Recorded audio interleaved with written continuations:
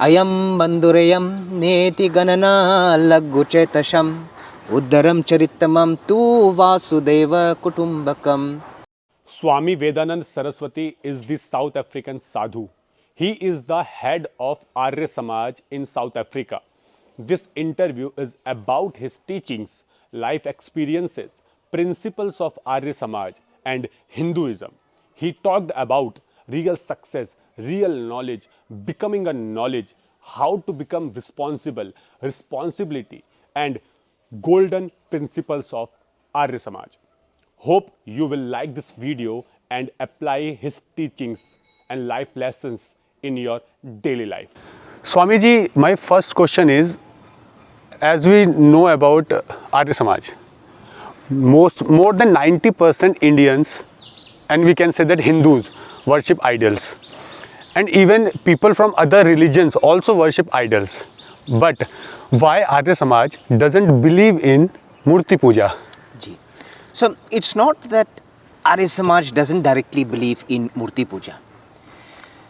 When we go to Vedas, Vedas speaks about that eternal Almighty being formless, and all forms are of that formless being.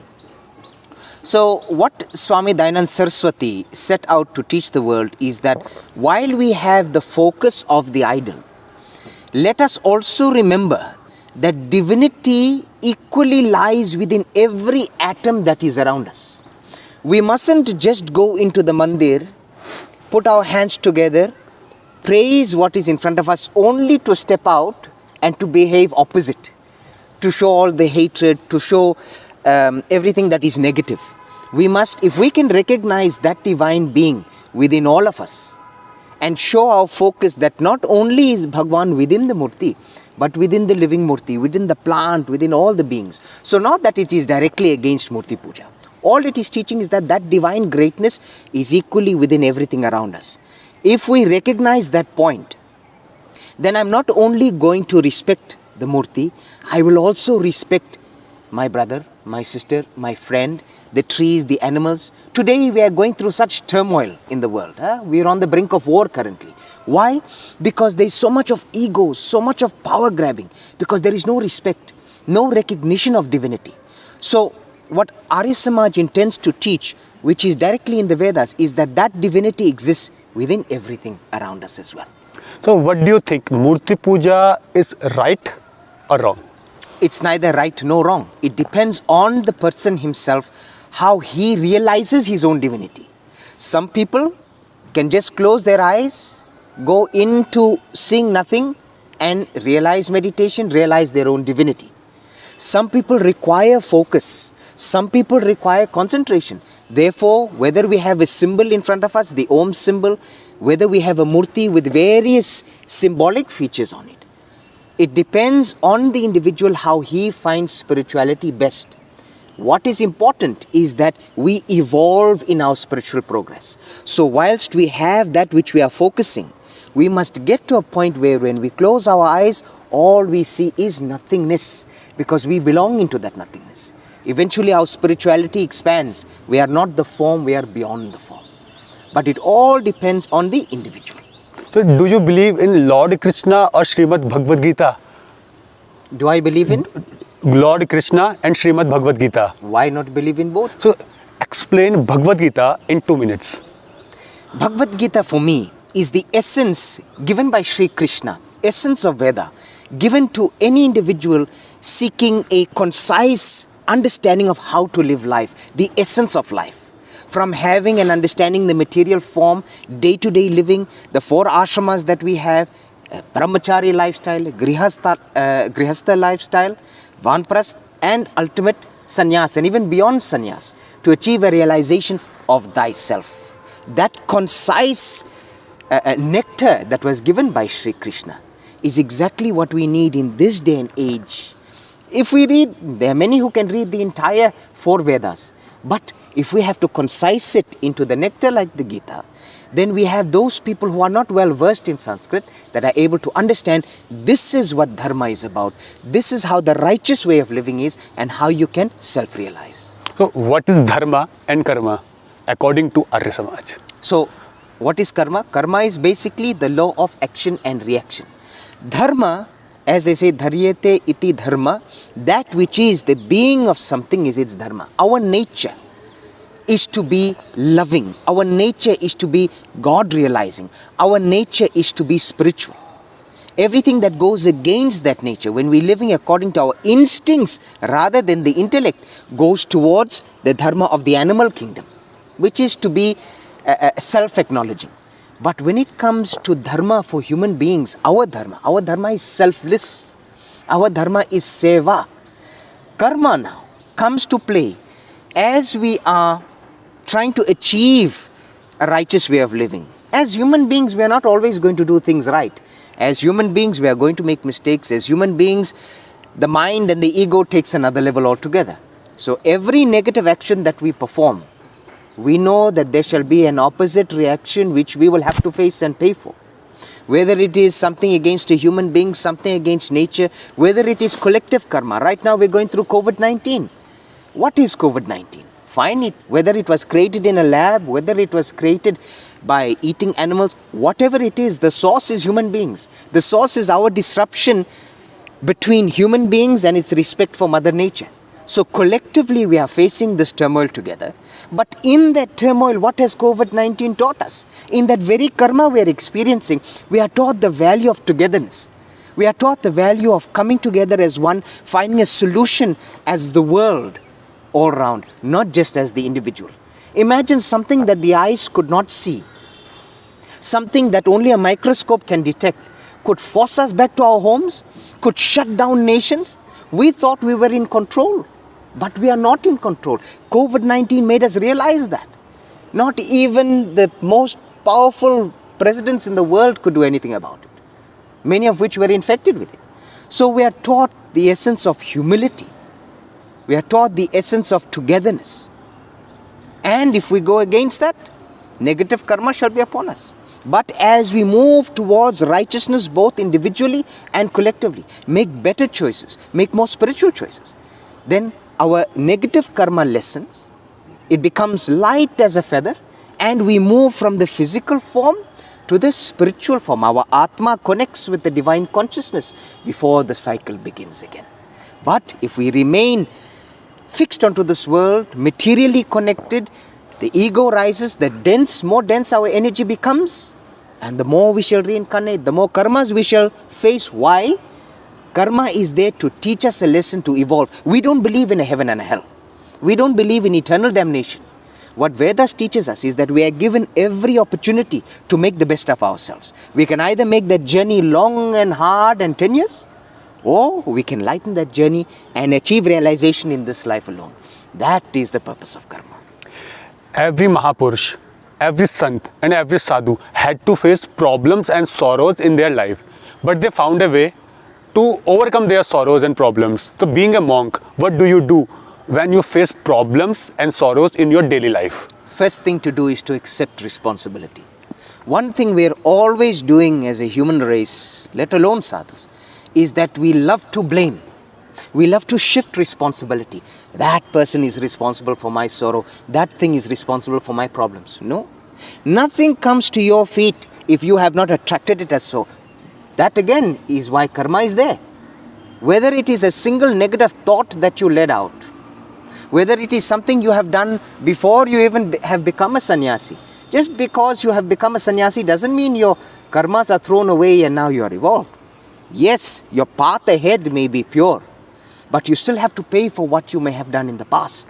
You still have to realize those mistakes. So first thing is acceptance.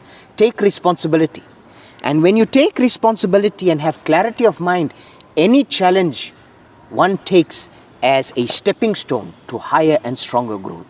That is how I take I don't see it as a problem. I see it as a challenge to make me stronger and give me more opportunity to teach somebody else who may face that same challenge in the future. So how to become stronger and get success in life? Beautiful question, because we're all looking for success. And again, the most important thing is to take responsibility. As human beings, the mind itself does not like responsibility and does not like to take the blame. The more we take responsibility, the more we meet our challenges. You see, as humans, we also like quick fixes. We also like to say, let me do this puja, let me barter with God, and maybe He will give me this boon and I don't have to face these things. How are you going to get stronger? Think of a little sapling that is planted. It has to face the storm, it has to face rain, it has to face sunshine and wind. And one day, by facing all of those challenges on the outside, it becomes a mighty tree. Likewise, as human beings, we need to face our challenges with strength, with courage, not by asking God to remove it, but by thanking God for placing that problem in front of us so that we can overcome it, we can grow ourselves and help our families and our friends also overcome the same problems. But if we shift responsibility, if we keep saying, no, this problem is not mine, and we keep on complaining, it is like that little sapling that doesn't have enough to show its own strength, that it will forever remain thin, weak, and be able to break like a stick. Every person talks about responsibility. Even mostly our elders. Yes. They always said, be responsible. So what is responsibility? So, if you think of the past and the way life was, and you look at the way life was today, or life is today at least, the issues we face, the global issues we face, that is exactly what they talk about. By taking responsibility, we ourselves become the solution rather than creating problems elsewhere. We choose to be the solution. We choose to say no rather than making an excuse for somebody else. This is an issue in front of me. This is the situation I'm in. I have made a choice in life. I can't let somebody else be responsible for that choice. Whether it's a negative or positive choice, you have to bear the consequences, either positive or negative. Sometimes in life, when we make choices and they work for us, we'll accept all the good deeds. The moment we make a choice and something goes wrong, then do we like to face the consequences? No, we don't. So I always say, as brave as we are to make a choice in life, as brave we must be to accept the consequences and be responsible to meet the challenges and overcome that ourselves. To be responsible is simple. Do it yourself. Do it now. Don't expect somebody else to clear up our mess. We must be responsible enough to make our choices, to live our lives, do so righteously, do so with pure intent and right intent. Yes, we will make mistakes along the way. But how else are we going to learn from the mistakes? We have to learn to overcome them. I am very curious to know about you. So, what did you do before becoming a monk? So, I studied BCom accounting at the University of Pretoria in South Africa. At that stage, I had no expectation or realization of becoming a monk. I was extremely spiritual and religious. Dharma was very close to my heart. I completed my degree in 2012, graduated at the beginning of 2013. I worked for 6 months only. The pull, the strength of the pull towards a deeper spiritual yearning came 6 months after working. I literally on my last project put the last full stop, pushed my chair back and said, this part of me is over. I did come to India. My first trip to India was in 2010 while I was still studying. And I came to Puttaparthi in Andhra Pradesh district and then here to Rishikesh. And I felt something I couldn't explain but didn't have an expectation to. And all those years later when I pushed my chair back, I decided to come to India just to seek a higher understanding without expectation again, and that's an important point. When I came here, I came with nothing. I didn't have a direction. I surrendered to the moment and allowed the moment to unfold. Eventually, I did my own introspective training. I did my sadhanas. I came here to Rishikesh. And before I knew it, the entire process of detachment had taken place because I did not have an expectation of where this was going to lead me. After all, how can the mind expect what the consciousness is? The mind exists within the mortal frame. The mind exists and is built on what you see, what you're exposed to. But the consciousness is eternal. The consciousness is not limited by the form. So if the mind cannot understand the consciousness, you cannot have expectation because expectation is only for the mind. So when I allowed the consciousness to unfold the moment, taking this responsibility of sannyas and detaching from my former identity became natural because it's a part of who you are. Had I had expectation of becoming this, it would have been a very different journey, a journey full of disappointment, because after all, the mind cannot expect that which is eternal. So I came to the feet of Puja Swami Vedananda Saraswati Ji, and he had recognized that I was ready for sannyas, spent time with him, and on the 16th of June 2016, 14th of June rather, 2016, I was initiated as Swami Vedananda Saraswati. And 2 years later, I had requested the permission of Puja Swamiji to serve in South Africa as the spiritual head of Arya Samaj, South Africa. And of recently, on the 12th of September 2021, all the sannyasis in South Africa from the different movements, Rama, Krishna, Chinmaya, Divine Life, Arya Samaj, we have decided to come together under a body known as the Sannyasa Spiritual Council of South Africa. And I was subsequently chosen as the first leader of that council, known as the convener. And our purpose is to work together for a united dharma. Because at the end of the day, we are all out there to achieve the same purpose. Help the world realize dharma. Help people realize their best potential in a dharmic way. So all our organizational identities aside, as sannyasis we are one. So we are working for the betterment of dharma in the country and worldwide. What Arya Samaj doing in South Africa for the betterment of the society? Arya Samaj has a major humanitarian projects that are going about. We have recently, at the beginning of the COVID-19 pandemic, we had launched the official humanitarian wing of the Arya Samaj South Africa, known as the HEAL Foundation. HEAL stands for Humanitarian, Environmental and Animal Liberation. We have focused our efforts in serving mankind through our various feeding schemes, grocery hamper projects, free medical projects. One of the sannyasis that are with me, Swami Maitreyi, she lives in the Kenville area, which is a informal settlement of around 35,000 people, and she serves the medical clinic that is going on there. We also do borehole projects where we offer the digging and preparing of a borehole for rural communities and rural schools where water is a major problem. So there are a lot of humanitarian projects that we are getting involved in and that the Arya Samaj is well known for in South Africa. And now our next line of efforts is to have skills development training, where we start training the people, rural people in South Africa, to have basic skills which they can then go out and create, have employment, so that we don't have unemployment issues and poverty issues going forward. And now, because we have created the Sannyas Council, it will be a collaborative effort with all the organizations together. Swamiji, people talk about knowledge. We can say that sadhus are the oceans of knowledge. But we can get real knowledge through meditation. So can you tell me the best place for meditation? So I want to, on your question, I want to rewind a little bit back. So when we say knowledge is everything, and we know meditation is the best way to realize knowledge.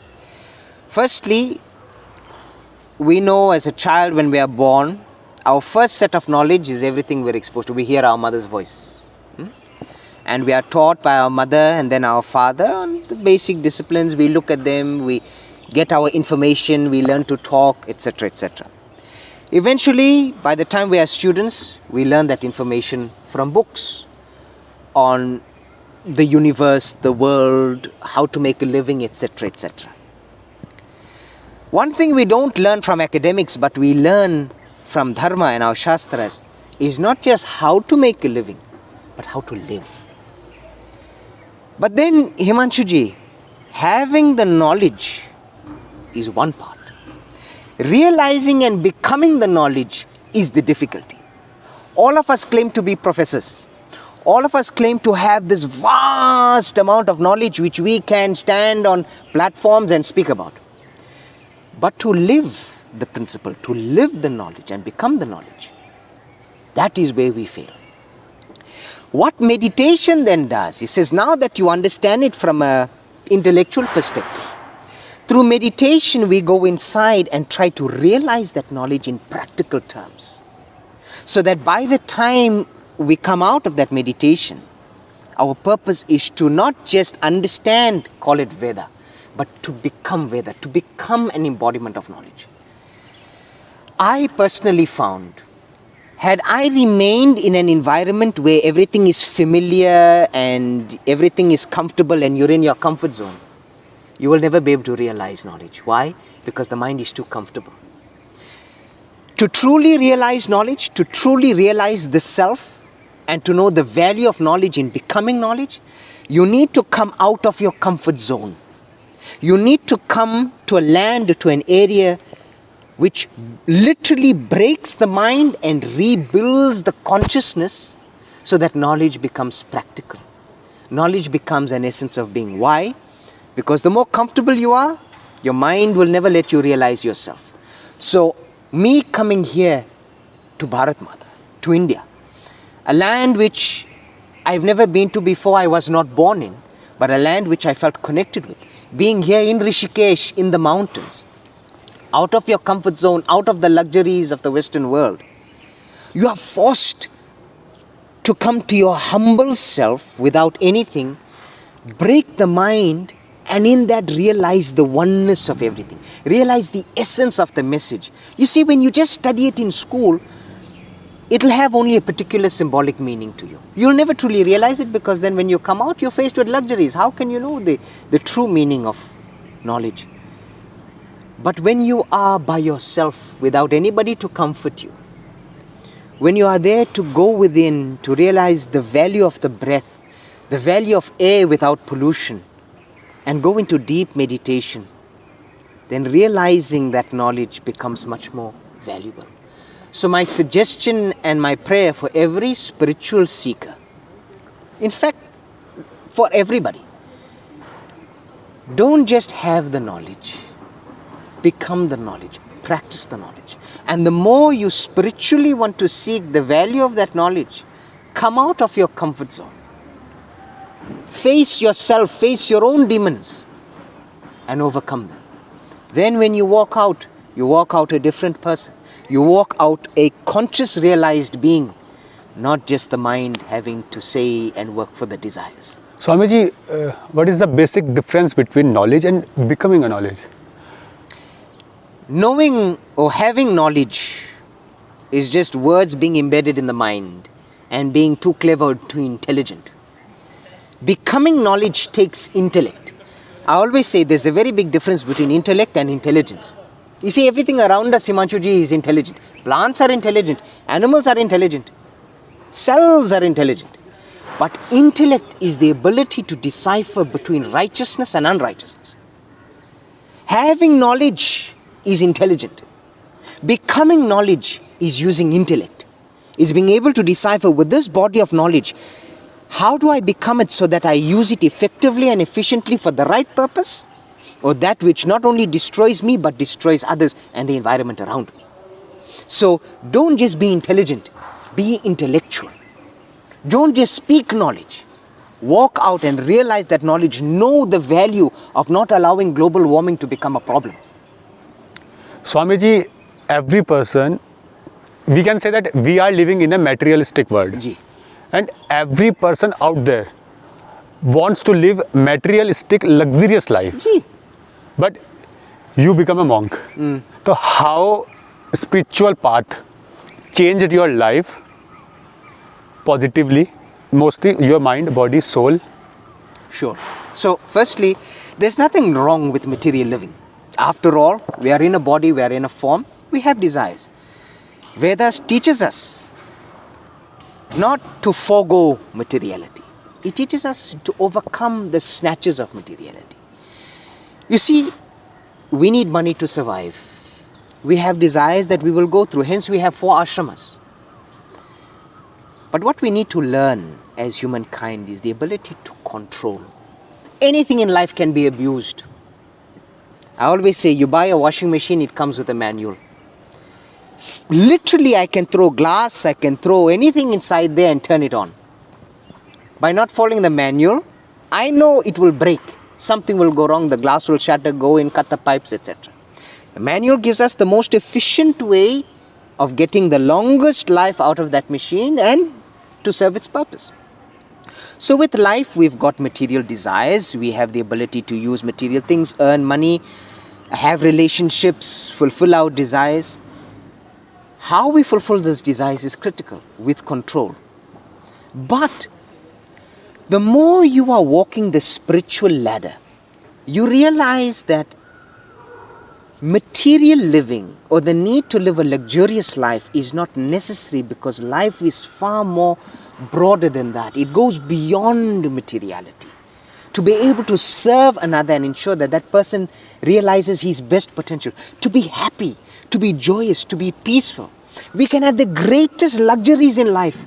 How many of us are peaceful and happy? That instead of living and enjoying the moment, our head is already in the next moment. By the time we get to the next moment, it's already in the next. We keep on seeking greater and higher and wanting more and more without appreciating every moment we've achieved something. There's no happiness in that. There's no peace in that. There's no contentment in that. And therefore, we earn a whole lot of money and do a whole lot of things, when at the end, when we're sick and our body can't handle, we use all that money that we've earned to put it back to get the health that we've lost along the way. So, you realize that it goes beyond material. Have material possessions. Be able to control it and know when to be content. To control the mind, not to keep on giving into the desires. Remember, everything in life is transitory. It changes. The mind will change. One day, this will be the best. Tomorrow, there will be something better than that, and the mind will want that. In my sense, whether this was there or not there was immaterial to me.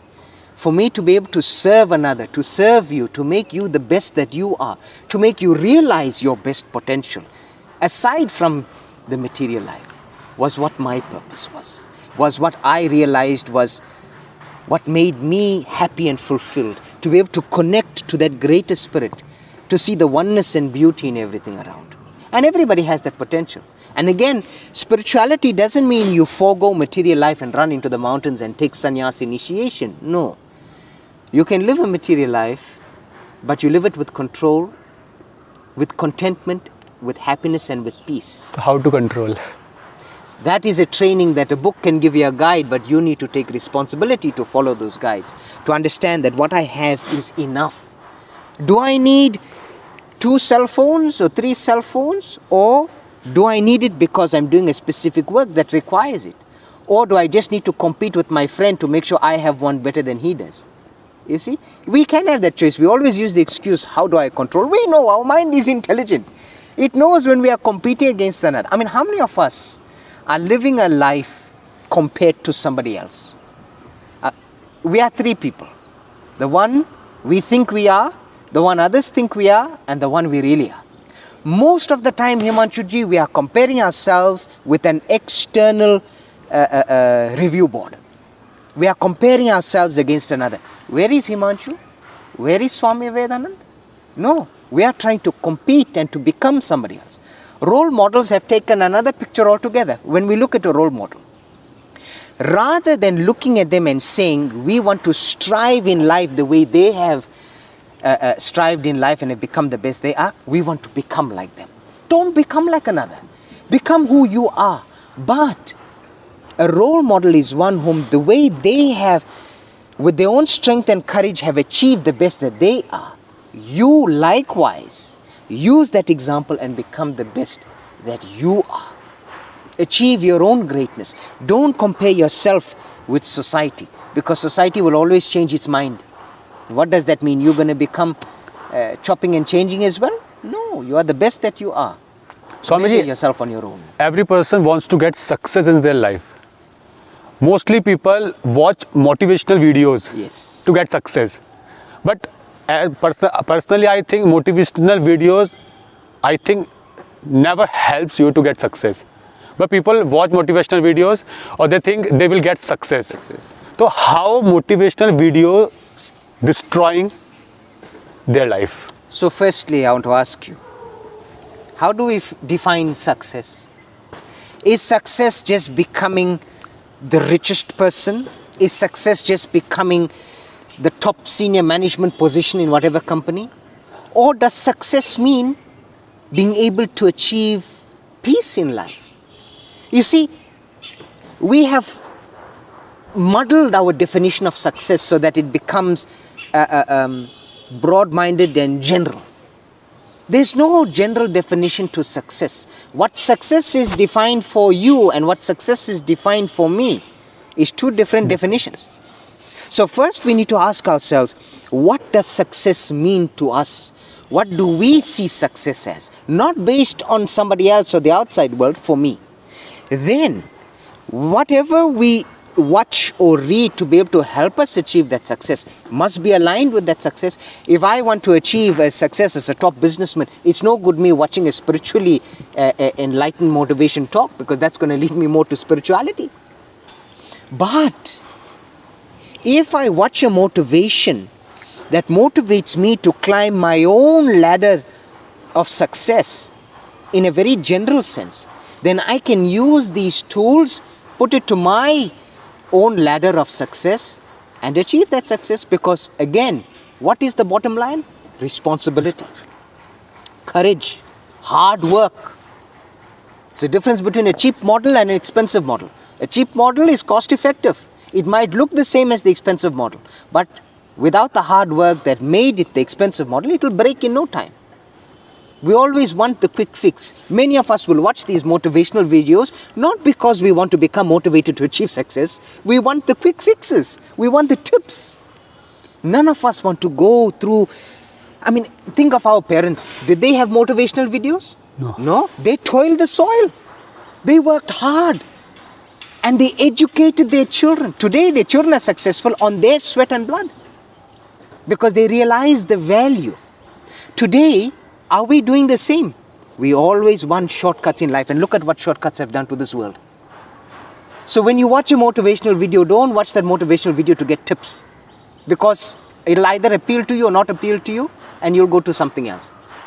Watch it so that it teaches you to do your own hard work, to start from the ground and build yourself up, not just jump and catch the stars, because you'll fall down, my friends, if there's no ground underneath you.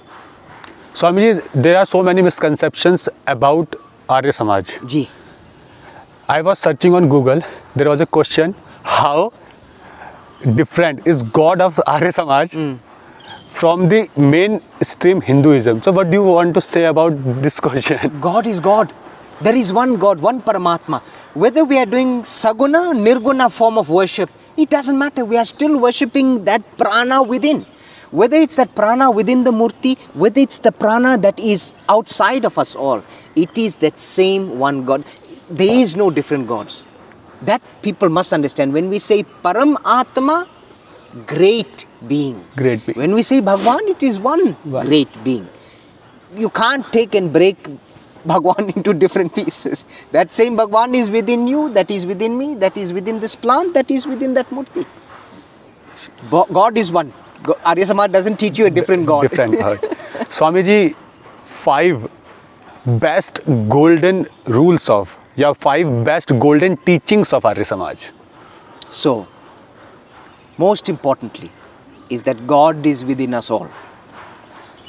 How we choose to see that divinity, that is an individual process. So long as we see the divinity within everybody, God is all. Knowledge, true knowledge, righteous knowledge is power. Knowledge that evolves you as a being is power. The Arya Samaj promotes the oldest text of Hinduism, which is Vedas. Why? Vedas is the root of all knowledge. There have been many, even Gita itself, that Krishna had spoken to Arjuna, the essence of Ved. When Sri Ram came, Sri Ram's life was the message of Ved. So, go back whenever any guru, whatever, teaches you something that you might question. Veda is always your reference point, because it is the root. Nobody can go against the root. None of our scriptures right up till now and the commentaries and everything that have been written by the rishis have always been parallel to Veda. The moment it goes against Veda, then it's contradictory. Then people can make a fool of us and say, your Veda is telling one thing and your rishi is telling another. That is why Veda is Aparasha, not written by man but conceived by the divine through man.